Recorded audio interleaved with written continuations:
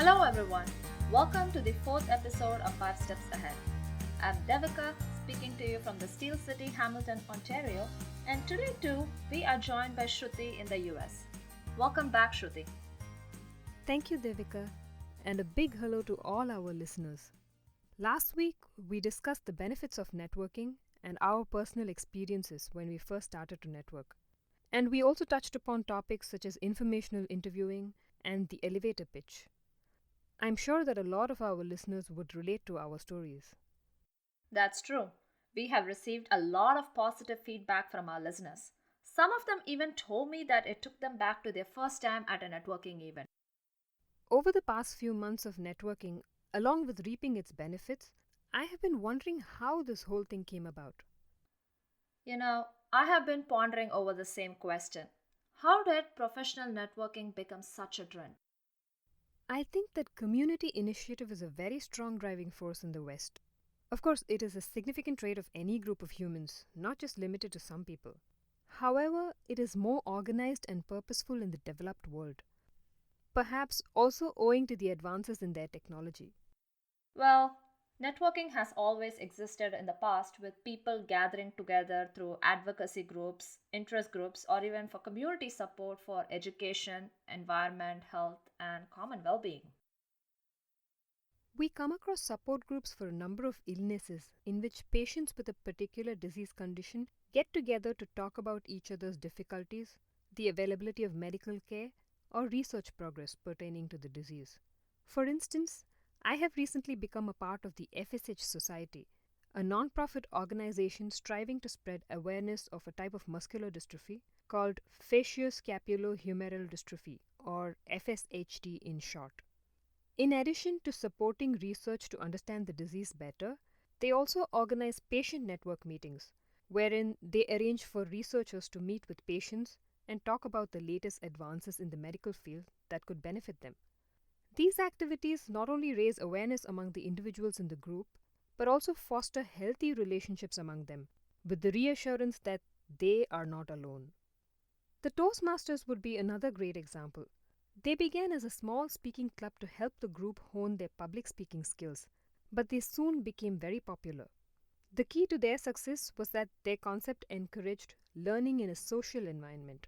And nowadays we find Toastmasters clubs all over the world. I think that these originate from the social nature of humans and our inherent need to reach out to our community for developing and better equipping ourselves. Another big example of this would include all the social media websites such as Facebook, Twitter, and LinkedIn. Exactly. The immense popularity of these virtual communities signifies how important networking is for us. Of course, nothing beats a face to face meeting. But today, with the integration of technology and social media, bringing together a group of people sharing similar values and thoughts has never been easier. So, what does this mean for students? I think students should also incorporate networking in their job search. There are several differences between the job market of today and yesterday. For example, recruiters are more often looking for candidates online through LinkedIn, networking, or mentoring apps. So, having an online presence is critical. Also, a lot of candidates are applying for the same job, and on average, hiring managers take anywhere from 30 seconds to less than a minute to scan through a resume. Really? That sounds long. I have heard people say that it is only 6 seconds. All the more reason to get out there and meet new people. Networking and having referrals takes more priority. The interviewing style is also changing nowadays. Location is of no issue, and you can Skype in, and for a few companies, video profiles and case studies are becoming the norm to select candidates. And this is just the view from one direction. If you take it from the perspective of a candidate, people who are interviewing for jobs are now more focused on working towards a particular career path. They're also creating a personal brand for themselves. For example, a few of my friends have designed their own personal websites. I have to say they're pretty fun to look at and they stand out. Students at the very least need to know that the job searching trend is changing. It's better to start early. I have been told that the average gap between finishing school and finding a job is 3 to 6 months, especially if you have not done your homework before. They do need to do their homework, but they're not really taught how to in school. Students have to make the effort to learn to network and be more open and outgoing. It's easier said than done, as would be evident from my stories in our previous episode. But the benefits of trying to network can be huge for them. Students can use conferences, cultural symposia, and other fairs as opportunities to meet new people and make connections. They can become part of study groups or book clubs to network too. I also think it's important for students to start early, more specifically from 11th to 12th grade. It's never too early to ask questions and start speaking to your peers. One of the best examples a friend told me was campus visits. Parents and children usually want to learn about the university before they join.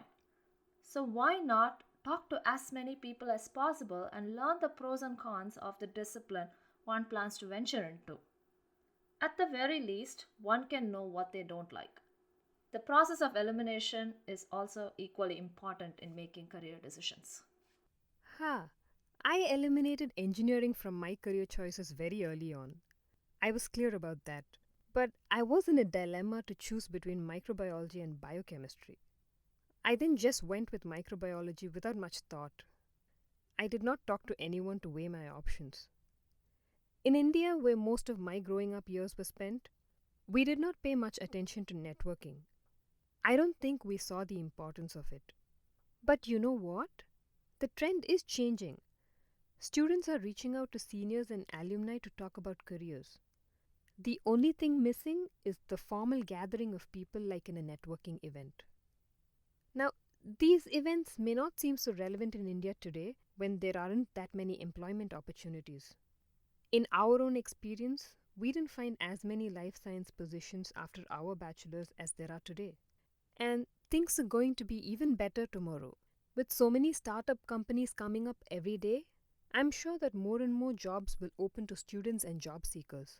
With the increase in opportunities in the relevant fields, networking will become a valuable tool for job search. So, Devika, in the event that networking becomes a popular tool in India, what do you think would be the pros and cons of it? Well, there are a lot of resources available for job searchers in India. The trick is to figure out how to use them early on. The biggest advantage of networking that I see is the wider reach of available opportunities. Some universities, for instance, have well established resources such as career counselor and placement cells. They bring in different companies, and students can get to talk to their peers and find people whom they can relate with. If networking becomes a popular tool, more people could be made aware of opportunities available. In addition, there are several web-based career planning tools available for students and professionals to explore their options. But the big question here is, are people aware of all the resources available to them and how to utilize them? I feel that that's where networking can play a huge part. You not only exchange all this information, but also learn from others' experiences. In the digital age, things keep changing at a faster pace, and if we don't keep up, we are left behind. Take, for instance, LinkedIn. How many of us care to keep it updated? True. LinkedIn is one of the most powerful tools available for professional development out there today. And that's why we are going to talk about it in the coming episodes. So, listeners, stay tuned for the next one on August 7th. Are you interested in more resources for career development? Check out www.careersinfinite.com for our podcast 5 Steps Ahead and our career reviews blog. If you like this episode, please rate it and subscribe to 5 Steps Ahead in iTunes or your favorite podcast app. We'd love to hear back from you. Share your questions or comments with us at www.careersinfinite.com. Thank you all for listening.